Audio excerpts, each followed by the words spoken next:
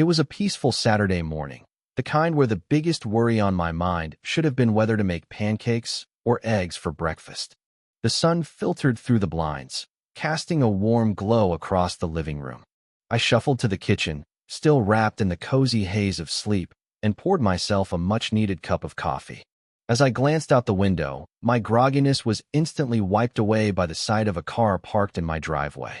Not just any car, a sleek silver SUV, freshly washed, with a pair of fuzzy dice dangling from the rearview mirror.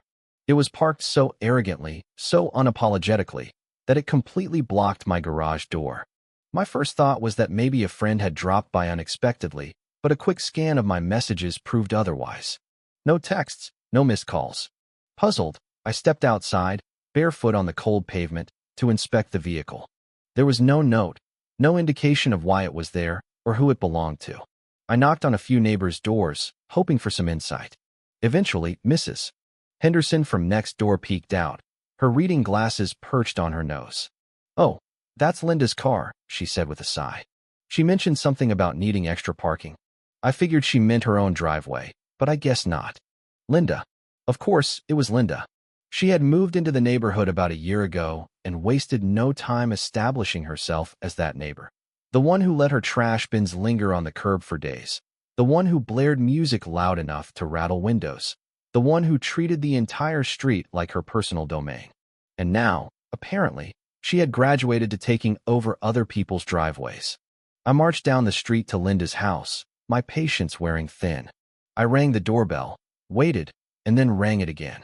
When the door finally swung open, Linda stood there, wearing leggings and an oversized sweatshirt, holding a cup of coffee as if she had no care in the world. "Yes," she said, as if I were the one inconveniencing her. I forced a polite smile. "Hey, Linda, your car is in my driveway. Could you move it?" She sipped her coffee lazily before answering. "Oh yeah? I had a friend over last night, and there wasn't enough space in my driveway, so I just parked there. I'll move it later." I blinked. "Later? When is later?" She shrugged. "I don't know. Sometime today." I clenched my jaw. "Linda, I need to use my garage. Can you move it now?" She sighed dramatically, as if I had just asked her to donate a kidney. "God, it's just a driveway. Why are you so uptight about it?" I stood there stunned. This wasn't just some minor inconvenience. This was my property. "Because it's my driveway, and you didn't ask." Linda waved a dismissive hand. "Fine, I'll move it when I get the chance." And with that, she shut the door in my face. I stared at the closed door, trying to process what had just happened. Did she really think she had the right to park in my driveway without permission and then act like I was the unreasonable one for asking her to move? I stomped back to my house, fuming. I considered calling a tow truck, but after a quick search, I realized it would cost me money up front since it was private property. While the thought of having her car towed was deeply satisfying, I wasn't about to spend my own money to deal with her nonsense. So, I decided to try one more time. I sent her a text. Me. "Hey, I really need you to move your car now." Linda. "Chill. I said I'd get to it." Me. "No, now." Linda. "OMG, why are you making such a big deal about this? You're so dramatic." I stared at my phone, seething. Dramatic? Dramatic would have been calling the cops. Dramatic would have been bashing her windshield with a baseball bat. Asking her to move her car from my property was not dramatic. It was basic human decency. But since Linda clearly had none, I decided to take matters into my own hands. I walked to my garage, retrieved the heavy-duty padlock I used for my backyard gate, and clicked it shut around my driveway gate. My property was fenced with a gate that was normally left open. Not today. I took a few pictures of the scene for proof, just in case Linda tried to pull anything. Then, as a final touch, I sent her one last text. Me. "Your car is now safely stored in my driveway. Don't worry, I locked it in for you." I tossed my phone onto the counter and let out a slow, satisfied breath. If she wanted to act entitled, I'd make sure she enjoyed every second of her forced parking spot. A few minutes later, my phone buzzed furiously. "Linda, what the hell? Linda, open the gate right now. Linda, this is illegal." I smirked. Oh, now she cared about rules. I picked up my phone and typed my response. Me. "Chill. I'll get to it later." Then, for good measure, I added. Me. "OMG, why are you making such a big deal about this? You're so dramatic." I left my phone on silent after that. I had things to do, specifically packing, because I had just remembered that I was supposed to be leaving for a week-long vacation starting that evening. And since Linda was in no rush to move her car, I saw no reason to be in a rush to unlock the gate. I loaded my suitcase into my car, double-checked the locks on my house, and climbed into the driver's seat. As I pulled out of my garage and onto the street, I saw Linda standing by my gate, frantically shaking it. She spotted my car, and her face twisted in panic. "Wait! Where are you going?" she shouted. I rolled down my window and flashed her a sweet, satisfied smile. "Vacation." Her mouth fell open. "You can't be serious." I winked. "See you in a week, Linda." And with that, I drove away, leaving her and her trapped car behind. The first day of vacation was bliss. The air smelled of fresh pine, the sun gleamed over the lake, and for the first time in weeks, I felt completely relaxed. That was until my phone started vibrating like a wasp trapped in a jar. I ignored it at first, but after the 10th notification in as many minutes, I decided to check. Unsurprisingly, it was Linda. "Linda, you have 5 minutes to come back and open this gate." "Linda, I swear I will call the cops on you." "Linda, I hope you know this is illegal." "Linda, where are you?" I chuckled, sipping my coffee as I watched the sun shimmer on the lake. Oh, Linda. She had no idea who she was dealing with. I had put up with her nonsense for too long, and if she thought a few angry texts were going to shake me, she was in for a long week. An hour later, my phone buzzed again, but this time it was from my neighbor, Greg. He was the kind of guy who loved nothing more than neighborhood drama, and Linda had unknowingly gifted him front row seats. "Greg, bro, I hope you're enjoying your vacation because Linda is losing it." He attached a video, and I couldn't resist opening it. The footage was shaky but glorious. It showed Linda at my locked gate, shaking it like she was trying to break into a vault. She was pacing, yelling into her phone, and at one point, she even kicked the gate in frustration. I had to pause the video just to wipe the tears of laughter from my eyes. By the second day, her texts had evolved from threats to desperate pleas. "Linda, look, I'm sorry, okay? Can you just open the gate?" "Linda, I didn't mean to be rude. I was having a bad day." "Linda, my husband is going to kill me when he finds out." Ah, so there was a husband in the equation. That was interesting. I made a mental note to ask Greg if he had seen any signs of a panicked spouse. Later that night, Greg came through with an update. "Greg, new development. Linda tried to call a locksmith. He showed up, looked at the lock, then asked for proof that she owned the property. She threw a fit when he refused to touch it. 10 out of 10 entertainment." The idea of Linda arguing with a confused locksmith was almost too good to be true. I made a mental note to buy Greg a beer when I got back. By day 3, Linda escalated. She called the HOA. Now, normally, the HOA was a menace to the neighborhood, handing out fines like Halloween candy. But in this case, they were the last people Linda should have involved. She had been on their radar for months. Loud parties, parking violations, and the time she tried to build an unapproved second-story balcony that nearly collapsed. Greg sent me another text, his excitement practically radiating through the screen. "Greg, dude, the HOA just left her house. She tried to report you, but they ended up finding her for unauthorized vehicle storage on another person's property." I nearly choked on my drink. Oh, this was too good. Linda had tried to weaponize the HOA, only to have it blow up in her face. The cherry on top came the next morning when Linda, in a final act of desperation, called the police. Greg, ever the neighborhood journalist, filmed the whole thing from behind his curtains. The officers arrived, listened to Linda's dramatic retelling of events, and then asked a simple question. "Ma'am, did the homeowner give you permission to park in his driveway?"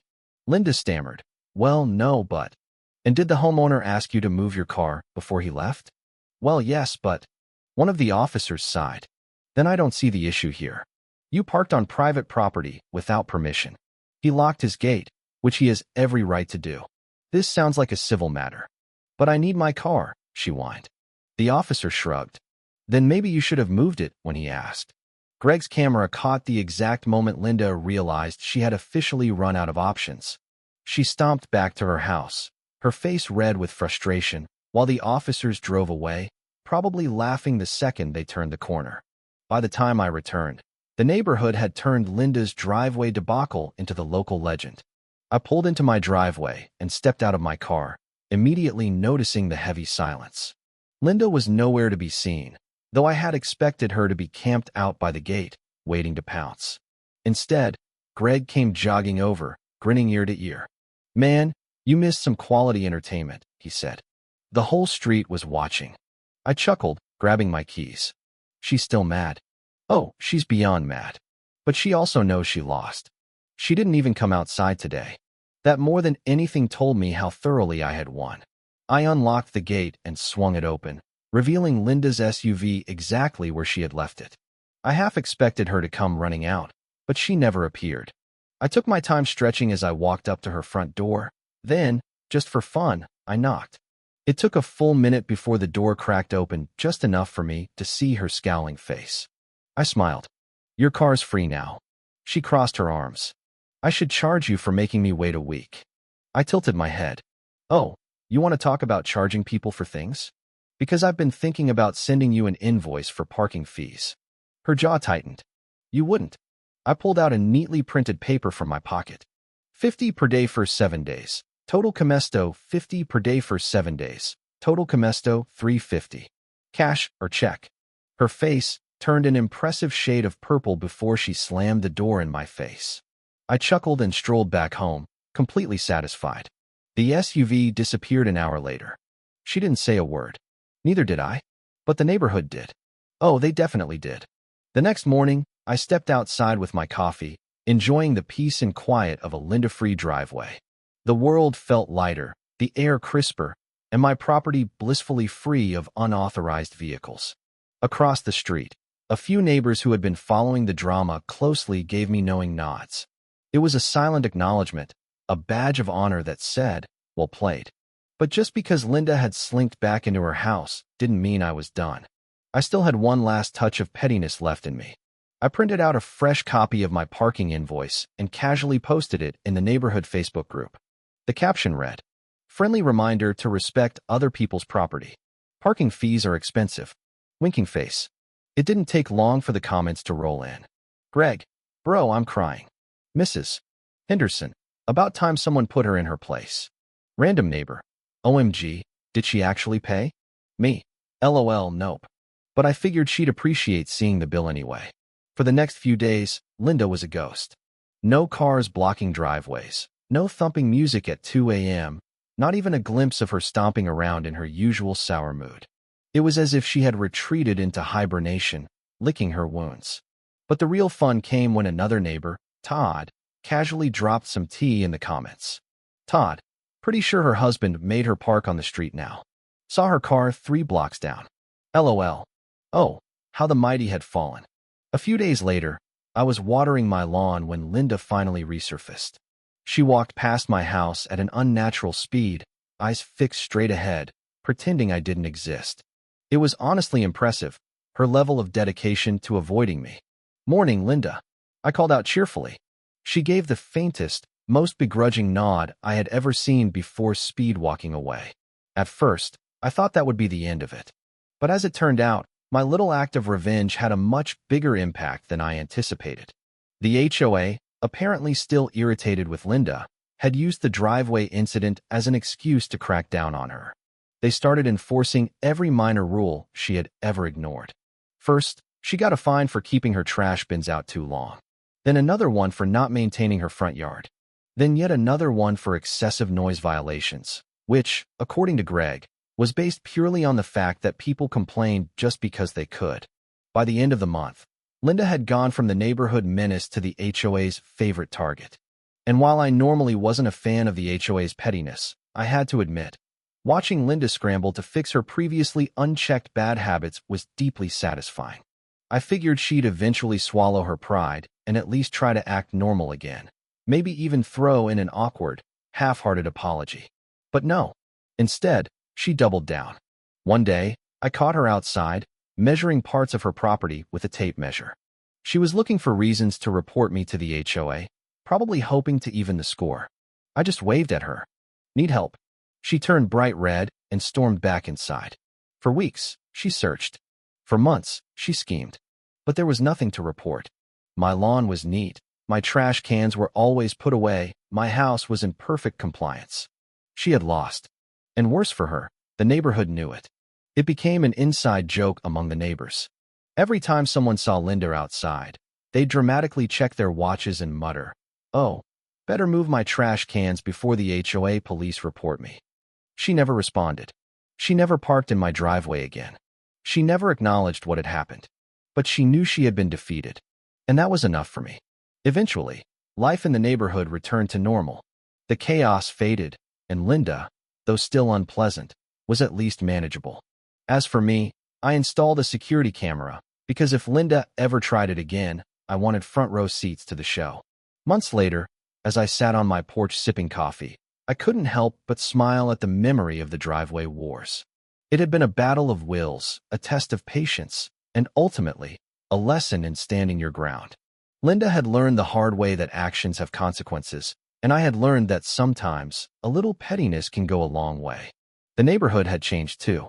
People were more respectful of each other's property, and the HOA, while still annoying, seemed to have found a new sense of purpose. As for Linda, she kept to herself, her once arrogant demeanor replaced with a quiet, almost cautious presence. And so life went on. But every now and then, when I saw those fuzzy dice hanging from a rearview mirror, I couldn't help but chuckle. After all, some battles are worth fighting, especially when you win. Thank you for taking the time to listen to today's story on Store of Good Stories. If this story touched your heart or made you think, don't forget to hit like and share the video to spread this positive message to more people. And if this is your first time here, make sure to subscribe and turn on the notification bell so you won't miss any of the meaningful stories we share every week. Your support is the biggest motivation for Store of Good Stories to keep bringing heartfelt and valuable stories to you. See you in the next video.